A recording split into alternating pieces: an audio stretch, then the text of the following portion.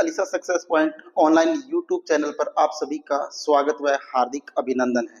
आज की इस क्लास में हम डिस्कशन करेंगे एलईजी के बारे में, जो रीट लेवल 1 और 2 जो इंग्लिश के स्टूडेंट्स हैं उनके लिए रीट 2 जो लेवल होगा उसमें भी इससे क्वेश्चन आएंगे एलईजी से। तो अब हम प्रारंभ करते हैं इसकी एक्सप्लेनेशन। देखिएगा, सबसे पहले जानते हैं एलईजी। जो एलईजी है इसका हिंदी अर्थ क्या होता है, इसका हिंदी मीनिंग क्या होता है। तो एलईजी जो है दोस्तों, इसका हिंदी जो मीनिंग होता है वो क्या होता है, शोक गीत होता है। क्या होता है, शोक गीत।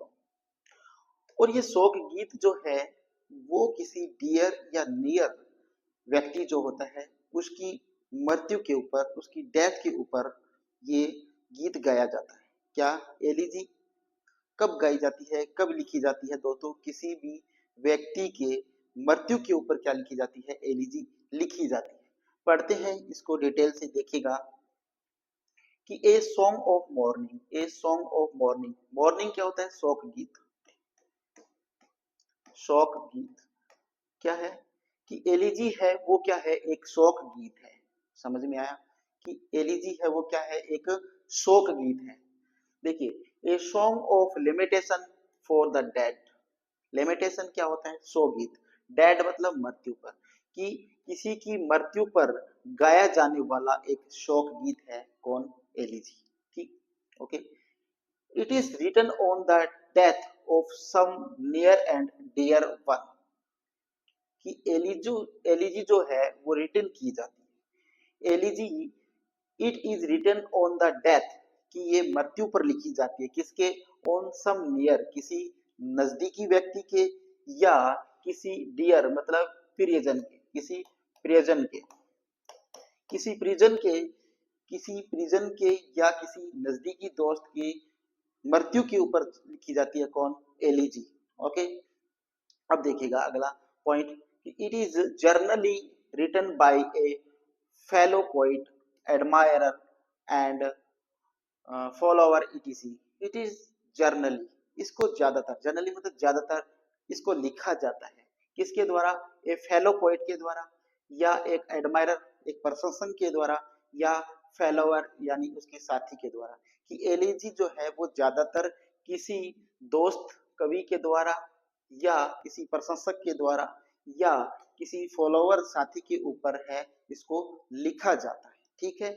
अगला पॉइंट देखिएगा क्या है कि most of the elegies have been written to the mourn fellow poets. क्या बोल रहा है कि मोस्ट ऑफ द एलिजीज, जो ज्यादातर जो एलिजी है, ज्यादातर जो शोक गीत है वो रिटन किए गए हैं किसके, फेलो पोइट्स। किसके द्वारा, फेलो पोइट के द्वारा, तो साथी जो कवि होते हैं उनके ऊपर लिखी गई है। कि most of the elegies have been written to the mourn of fellow poets, कि यानी जो साथी जो कवि होते हैं उनकी मृत्यु के ऊपर है, उनकी उनके दुख प्रकट करने के लिए उनके शोक गीत में क्या लिखी गई है, एलिजी है वो लिखी गई है। ठीक है। अब चलते हैं इसके अगले टॉपिक पे। देखिएगा, इट इज एक it is composed in elegiac metre. अब यहाँ पर क्वेश्चन बन सकता है कि एलिजी है वो किसमें कंपोज्ड की जाती है, उसका जो लेखन होता है वो किसमें होता है, वो होता है एलिजिक मीटर के अंदर। ये बात ध्यान रखना यहाँ पर कि एलिजी जो है वो कंपोज्ड होती है, वो किसमें होती है, एलिजिक मीटर के अंदर कंपोजिट, ये कंपोज्ड होती है। ओके। देखिए, मॉडर्न मीनिंग, इसका जो मॉडर्न मीनिंग है एलईजी का वो क्या होता है, जो मॉडर्न मीनिंग है एलईजी का वो क्या होता है दोस्तों। देखिएगा, a formal and a long poem expressing grief over the death of a particular person. Modern meaning क्या है इसका, कि मॉडर्न मीनिंग है कि ए फॉर्मल, एक औपचारिक, और ए लॉन्ग पोएम है, ये एक औपचारिक और एक लॉन्ग पोएम है, एक्सप्रेसिंग जो अभिव्यक्त करती है, प्रस्तुत करती है, ग्रीफ दुख, over the death of a particular person, किसी एक विशेष व्यक्ति की मृत्यु पर दुख प्रकट करने के लिए। क्या, किसी पर्टिकुलर मतलब विशेष, पर्सन व्यक्ति, किसी विशेष व्यक्ति की मृत्यु पर ग्रीफ दुख प्रकट करने के लिए इस औपचारिक और इस एक लंबी पोइम लिखी जाती है। बात समझ में आई क्या? कि जो एलिजी होती है उसका मॉडर्न मीनिंग ये होता है कि कोई एक विशेष व्यक्ति है और उस विशेष व्यक्ति की मृत्यु हो गई, तो उस विशेष व्यक्ति की मृत्यु पर दुख प्रकट करने के लिए एक लंबी और औपचारिक पोइम है वो लिखी जाती है। ठीक है, ये इसका हिंदी मीनिंग है। अब चलते देखिएगा, तो एग्जाम्पल जो है वो देखिएगा, जो एलिजी है इसके एग्जाम्पल कौन कौन से, देखिए लेसिडास, लेसिडास है वो एग्जाम्पल है किसका, एलिजी का। और जो लेसिडास जो एलिजी है वो लिखी किसने है, वो लिखी है जॉन मिल्टन ने। किसने लिखी है, जॉन मिल्टन ने। ध्यान रखिएगा एग्जाम्पल, आजकल की जो एग्जाम पेपर आ रहे हैं उसमें जो मॉडर्न या जो लिटरेचर से संबंधित जो क्वेश्चन है वो बहुत गहराई के साथ पूछे जा रहे हैं।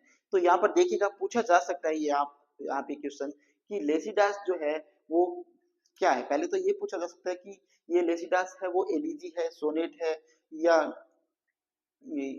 एलिट्रेशन है, कुछ जो भी है वो पूछा जा सकता है। लेकिन लेसिडास है क्या, सबसे पहले ये बात ही पूछी जाएगी आपसे कि लेसिडास क्या है, एलिजी है। तो इसको लिखा किसने, जॉन मिल्टन ने। दूसरा इन मेमोरियम, इन मेमोरियम भी क्या है, एक एलिजी है जिसको किसने लिखा है, एल्फ्रेड टेनिसन ने लिखा है। किसने लिखा है, एल्फ्रेड टेनिसन ने। फिर elegy written in, elegy written in Thomas Gray, elegy written in Thomas Gray for a common church, कि थॉमस ग्रे ने एलिजी को कहा लिखा है, एक चर्च के अंदर लिखा है। ठीक है, इन memory of, in memory of क्या है, एक फिर एलिजी है और इसको किसने लिखा है, W be yet, W be yet, in memory of W be yet, W be yet है उस पर क्या, उनकी याद में लिखी गई है। वो लिखा किसने है, डब्ल्यू एच ओडन ने लिखा है। ये पूरी क्या है, एक एलिजी है क्या, कि in memory of W B Yeats, यानी डब्ल्यू बी येट्स है उनकी याद में ये एलिजी लिखी गई है। और वो लिखी किसने है, वो डब्ल्यू एच ओडन ने लिखी है। किसने लिखी है, डब्ल्यू एच ओडन ने इसको लिखा है। ओके, अब चलते हैं आगे, देखिएगा डर्ज, डर्ज के बारे में देखते हैं। डर्ज क्या होता है, it is also express grief over the death of a person, कि डर्ज भी है वो किसी व्यक्ति की मृत्यु के ऊपर दुख अभिव्यक्त करने के लिए लिखी जाती है। डर्ज भी क्या होती है, डर्ज भी एक एलिजी की तरह ही होती है और ये किसी भी व्यक्ति की मृत्यु पर दुख प्रकट करने के लिए ही लिखी जाती है डर्ज। अब देखिए डिफरेंस क्या होता है डर्ज और एलिजी के अंदर, वो देखते हैं कि elegy is a long and formal poem but A dirge is a short and informal poem. क्या कह रहा है कि एलिजी जो होती है वो एक लंबी और औपचारिक पोएम होती है। कैसी होती है, एलिजी जो होती है लॉन्ग मतलब लंबी और फॉर्मल मतलब औपचारिक, औपचारिक की एलिजी है वो लंबी और औपचारिक पोइम होती है। बट किंतु परंतु लेकिन दर्ज जो होती है वो एक छोटी, क्या होती है, छोटी और एक इनफॉर्मल मतलब अनौपचारिक, अनौपचारिक, अनौपचारिक क्या होती है, पोइम होती है। देखिए डिफरेंस क्या है, ये क्वेश्चन आपसे पूछा जा सकता है कि आपसे डिफरेंस पूछा जा सकता है कि एलिजी और डर्ज में क्या डिफरेंस होता है। तो एलिजी और डर्ज में क्या डिफरेंस होता है कि जो एलिजी जो होती है दोस्तों, ये एलिजी होती है, ये क्या होती है, एक तो ये लॉन्ग होती है, कैसी होती है, लॉन्ग पोइम होती है। और दूसरी क्या होती है, ये फॉर्मल होती है। क्या होती है, फॉर्मल होती है। लेकिन जो डर्ज होती है इसकी क्या विशेषता है, ये एक तो इनफॉर्मल होती है, क्या होती है, इनफॉर्मल होती है। और एक ये क्या होती है, शॉर्ट होती है। दो बातें ध्यान रखनी है कि एलिजी तो हमेशा क्या होती है, बड़ी होती है और फॉर्मल यानी औपचारिक होती है। और डर्ज क्या होती है, इनफॉर्मल यानी अनौपचारिक होती है और शॉर्ट होती है यानी छोटी होती है। अब आगे बढ़ते हैं, देखिएगा it can be represented as a text to be sung. क्या दे रखा है, देखिएगा आगे क्या दे रखा है इसने कि it can be represented as a text to be sung, कि इसको ऐसे रिप्रेजेंट किया जाता है। रिप्रेजेंट का अर्थ होता है प्रस्तुत करना। क्या होता है? प्रस्तुत करना। टेक्स्ट होता है पाठ, बी संग, कि it can be represent as a text to be sung, कि इसको एक गाए जाने वाले पाठ की तरह प्रस्तुत किया जाता है। दर्ज को कैसे प्रस्तुत किया जाता है? एक गाए जाने वाले पाठ के तौर पर इसको क्या किया जाता है? प्रस्तुत किया जाता है। तो ये क्वेश्चन भी यहाँ पर बन सकता है कि दर्ज को किस प्रकार रिप्रेजेंट किया जाता है, तो उसे किया जाता है टेक्स्ट टू बी संग के रूप में, यानी एक पाठ के रूप में इसको गाए जाने वाले पाठ के रूप में प्रस्तुत किया जाता है। ओके, अब एग्जाम्पल देखिएगा दर्ज के। एग्जाम्पल बहुत ज्यादा इंपॉर्टेंट बनते हैं दोस्तों, ये ध्यान रखना कि एग्जाम्पल आज के जो मॉडर्न एग्जाम पेपर आएंगे उसमें एग्जाम्पल ही पूछेगी कि दर्ज का एग्जाम्पल कौन सा है, मोनोडी का कौन सा है, पेस्ट्रोल एलिजी का कौन सा है, या एलिजी का कौन सा है। देखिएगा example, full fathom few the father lies by William Shakespeare, ये दर्ज का एग्जाम्पल है।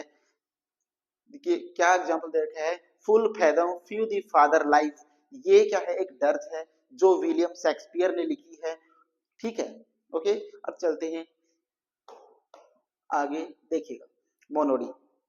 मोनोडी, अब मोनोडी होता क्या है दोस्तों? मोनोडी का अर्थ होता है एकाग्रता। क्या होता है? एकाग्रता। ठीक है, मोनोडी का अर्थ होता है एकाग्रता। ठीक, अब मोनोडी जो होती है वो भी क्या होती है? एक एलिजी का ही पार्ट है मोनोडी। अब पढ़ते देखिए, if elegy is presented as a utterance of a single person, then it is called a monody। क्या कह रहा है? देखिएगा, utterance का अर्थ होता है कथन। utterance का अर्थ क्या होता है? कथन। रिप्रेजेंटेड मैंने अभी बताया प्रस्तुत करना, कि if elegy is represented as a utterance of a single person, single मतलब एक व्यक्ति, कि एक व्यक्ति के कथनों को प्रस्तुत किया जाता है तो उसे क्या कहते हैं? मोनोडी कहते हैं। It is called monody. If elegy is presented, कि यदि एक एलिजी को एक सिंगल व्यक्ति के कथनों के रूप में प्रस्तुत किया जाता है, कि यदि एक एलिजी को क्या, यदि एक एलिजी को एक सिंगल व्यक्ति के, एक सिंगल व्यक्ति के, केवल एक व्यक्ति के कथनों के रूप में अगर प्रस्तुत किया जाता है तो उसे मोनोडी कहते हैं। केवल एक व्यक्ति के लिए जो यूज होती है उसको क्या बोलते हैं? मोनोडी बोलते हैं। ठीक है, देखो मोनोडी का एग्जांपल कौन सा है? क्वेश्चन बनता है दोस्तों मोनोडी से, मोनोडी से और पेस्ट्रोल एलोजी से, एलिजी से, दोनों से क्या बनते हैं? क्वेश्चन बनते हैं हमेशा एग्जाम के अंदर, देख लीजिएगा। तो लेसिडास जो है वो जॉन मिल्टन ने लिखा है, ये क्या है? एक मोनोडी है। थायरेसिस है वो मैथ्यू अर्नोल्ड ने लिखा है, ये भी क्या है? एक मोनोडी है। दो एग्जांपल है, एक तो कौन सा? लेसिडास जो मोनोडी है, और एक है थायरेसिस जो मैथ्यू अर्नोल्ड ने लिखी है, ये भी क्या है? एक एलिजी है। कौन सी? मोनोडी। अब चलते हैं आगे, देखिएगा पेस्टोरल एलोजी, यहां से क्वेश्चन बनते हैं दोस्तों हमेशा। पेस्टोरल एलोजी, पेस्टोरल का अर्थ क्या होता है? सबसे पहले तो ये बताइएगा, सभी पढ़ रहे होंगे आप, और आप में से मेरे को लगता है ऐसा कि आप में से कुछ लोग ऐसे भी होंगे जिनको पेस्टोरल एलिजी का हिंदी अर्थ भी नहीं पता कि पेस्टोरल होता क्या है। पेस्टोरल का अर्थ होता है देहाती। पेस्टोरल जो है इसका अर्थ क्या होता है? देहाती शोक गीत। क्या होता है? देहाती शोक गीत। ओके, अब पढ़ते हैं इसकी एक्सप्लेनेशन। देखिएगा, derived from the Greek word, derived from the Greek word pastor meaning shepherd, कि जो पेस्ट्रोल जो शब्द है वो ड्राइव्ड मतलब लिया गया है ग्रीक वर्ड पास्टर से। इसका अर्थ होता है, वो होता है शेफर्ड। और शेफर्ड का अर्थ क्या होता है? ये आप मुझे कमेंट करके बताइएगा कि शेफर्ड का अर्थ क्या होता है। मैं बता देता हूं दोस्तों, शेफर्ड का जो अर्थ होता है वो होता है चरवाहा। क्या होता है? चरवाहा। Okay, originated by the Greek poet Theocritus, और इसको ओरिजिनेट किसने किया है, इसका निर्माण किसने किया है? वो है ग्रीक पोइट जिसका नाम है थियोरिटस। आराम से शांति के साथ समझिए, और फिर आप इसको एक बार घर जाकर अगर दोहरान इसका कर लेंगे तो आप इसको 100% नहीं बोलेंगे, और यहाँ से बाहर कोई क्वेश्चन भी नहीं जाएगा और आपका क्वेश्चन गलत भी नहीं होगा। ठीक है, तो देखिएगा एक बार फिर से, Dravid from the Greek word, कि इसको ग्रीक वर्ड पास्टर से लिया गया है। क्या है? ग्रीक वर्ड पास्टर से इसको लिया गया है, जिसका अर्थ होता है क्या? शेफर्ड यानी चरवाहा। इस पास्टर जो शब्द है इसका अर्थ क्या होता है? वो होता है चरवाहा होता है। ठीक है, अब देखिए, originated by the Greek poet, इसको ओरिजिनेट किया है किसने? ग्रीक पोइट है जिनका नाम है थियोरिटिस। अब चलते हैं अगले पॉइंट पे। इन इट दी मोर्नर एंड मोर्नीज, की मोर्नर क्या होता है? शोक गीत गाने वाला, शोक गीत गाने वाला, और मातम बनाने वाला। मोर्नीज क्या होता है? मातम। मातम, मोर्नीज क्या होता है? मातम। कि शोक गीत गाने वाला और मातम बनाने वाला are represented as a shepherd, कि इसको प्रस्तुत करता है किस प्रकार? एक चरवाहे की तरह। इन इट, इसके अंदर, पेस्टोरल एलिजी के अंदर, इन इट मोर्नर और मोर्निस, यानी शोक गीत गाने वाला, शोक बनाने वाला और मातम बनाने वाला, इसे शेफर्ड की तरह क्या करता है? रिप्रेजेंट करता है, प्रस्तुत करता है। कि मेलोडी के अंदर क्या करता है? ये जो आपको हिंदी बताई है इस प्रकार से वो प्रस्तुत करता है। इसके एग्जाम्पल देखिए, पेस्टोरल एलिजी के एग्जाम्पल क्या है? लेसिडास जो है वो क्या है? जॉन मिल्टन ने लिखी, ये भी एक पेस्टोरल एलिजी है। थायरेसिस जो है मैथ्यू अर्नोल्ड ने लिखी है, ये भी पेस्टोरल एलिजी का एग्जाम्पल है, और मोनोडी का भी एग्जाम्पल था। एडोनिज, एडोनिज है वो पीबी शैली ने लिखी है। एडोनोइज किसने लिखी है? पीबी शैली ने लिखा है, ये भी पेस्टोरल एलिजी का एग्जाम्पल है। दोस्तों आशा कर रहा हूँ कि आपको जो हिंदी अर्थ के साथ और हिंदी मीनिंग जो वर्ड्स का बताया जा रहा है, तो ये आपके लिए बहुत ज्यादा कारगर साबित हो रहा होगा। अगर ये क्लास आपके लिए कारगर साबित हो रही है तो आप इस क्लास को ज्यादा से ज्यादा लाइक करें, शेयर करें और चैनल को सब्सक्राइब जरूर करें। अब हम चलते हैं अगले टॉपिक पे। देखिएगा, अब बताया है चीफ कैरेक्टरिस्टिक्स, जो एलिजी होती है उसकी मुख्य विशेषताएं कौन कौन सी होती है, ये आपसे बताना है। तो बताइएगा, देखिए पहला पॉइंट पढ़ते हैं। Speaker begins by, speaker begins by invoking, invoking होता है आह्वान करना, आह्वान करना। ठीक है। टू म्यूज, म्यूज का अर्थ होता है संगीत। एंड अदर रिफरेंस, रिफरेंस का अर्थ क्या होता है दोस्तों? संदर्भ। क्या होता है? संदर्भ, संदर्भ। From classical mythology, classical mythology क्या होता है? शास्त्रीय पुराणी कथाएं। क्या? शास्त्रीय पौराणिक, शास्त्रीय पौराणिक कथाएं, शास्त्रीय पौराणिक कथाएं। क्लासिकल मैथोलॉजी का अर्थ होता है क्या? शास्त्रीय पौराणिक कथाएं। अब पढ़ते हैं इसका हिंदी अनुवाद, देखिएगा। Speaker begins by the invoking to muse and other reference from classical mythology. कि वक्ता, स्पीकर क्या होता है? वक्ता। वक्ता है वो शास्त्रीय पौराणिक कथाओं से, कि वक्ता शास्त्रीय पौराणिक कथाओं से संगीत और उसके अन्य संदर्भों, और उसके अन्य संदर्भों का आह्वान करते हुए उसकी क्या करता है? शुरुआत करता है। क्या करता है? कि वक्ता शास्त्रीय पौराणिक कथाओं के संदर्भ में, संगीत और संदर्भ में उनका आह्वान करते हुए उसकी क्या करता है? बिगिंस मतलब शुरुआत करता है। ओके, अब देखिएगा। All nature, all nature joins in morning, morning मतलब होता है शोक गीत। कि ऑल नेचर की सारी जो प्रकृति है, या संपूर्ण जो प्रकृति है, सारी प्रकृति है वो शोक गीत में ज्वाइन मतलब शामिल होती है। कि संपूर्ण जो प्रकृति है वो क्या होती है? शोक गीत में शामिल होती है। ये यहाँ पर बता रहा है, इसकी विशेषता बता रहा है 2 नंबर। तीसरी विशेषता क्या बता रहा है? देखिएगा कि द मोर्नर चार्जेस विद नेलिजेंस और रिफ। कि मोर्नर क्या होता है? शोक गीत गाने वाले। चार्जर्स मतलब, चार्जेस का अर्थ क्या होता है? चार्जेस का अर्थ और नेलिजेंस का अर्थ होता है लापरवाही, लापरवाही। क्या होता है?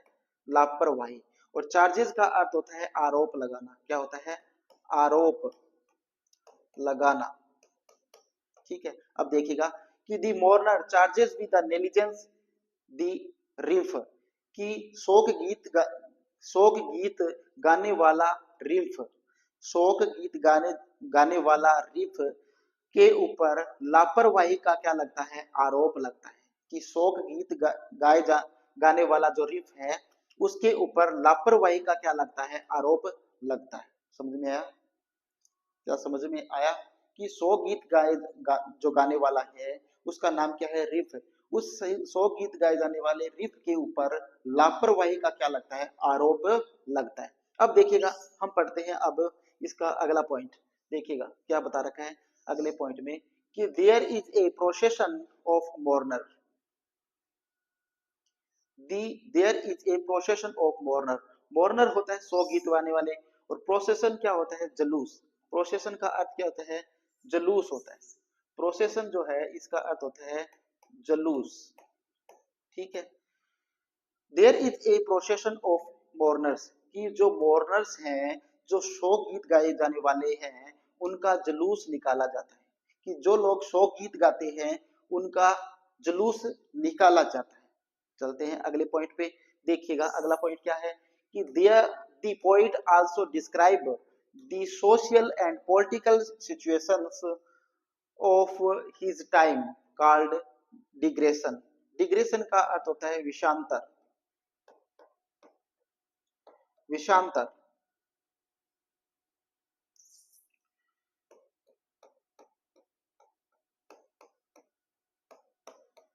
विषांतर। The poet also describe, describe होता है वर्णन करना, द सोशल सामाजिक एंड पॉलिटिकल राजनीतिक सिचुएशन स्थितियों का ऑफ दिस टाइम। कि कवि जो है वो अपने समय की सामाजिक और राजनीतिक स्थितियों का क्या करता है? वर्णन करता है। और उसे क्या कहता है? विषांतर कहते हैं। उसे क्या कहते हैं? विषांतर कहते हैं। कि कवि जो है वो अपने समय की सामाजिक और राजनीतिक स्थितियों का वर्णन करता है, और उसे क्या कहता है? विषांतर कहता है। ठीक है, क्या कहता है? विषांतर। अब देखिएगा इसका अगला point, there is a closing conclusion consolation. Consolation क्या आता है? सांत्वना। क्या होता है? कॉन्सोलेशन होता है सांत्वना। There is a closing consolation, ये क्या है? क्लोजिंग मतलब समापन करने वाली सांत्वना है। There is a closing consolation का अर्थ होता है ये समापन करने वाली क्या है? सांत्वना है। ओके, तो यहाँ पर एलिजी का क्या होता है? समापन होता है।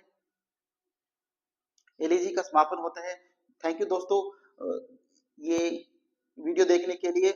और आप सभी से एक रिक्वेस्ट है कि आप इस क्लास को ज़्यादा से ज़्यादा लाइक करें, सब्सक्राइब करें चैनल को, और ज़्यादा से ज़्यादा इसको अपने दोस्तों को शेयर करें ताकि अपने दोस्तों को भी फायदा हो। आप अकेले अकेले फायदा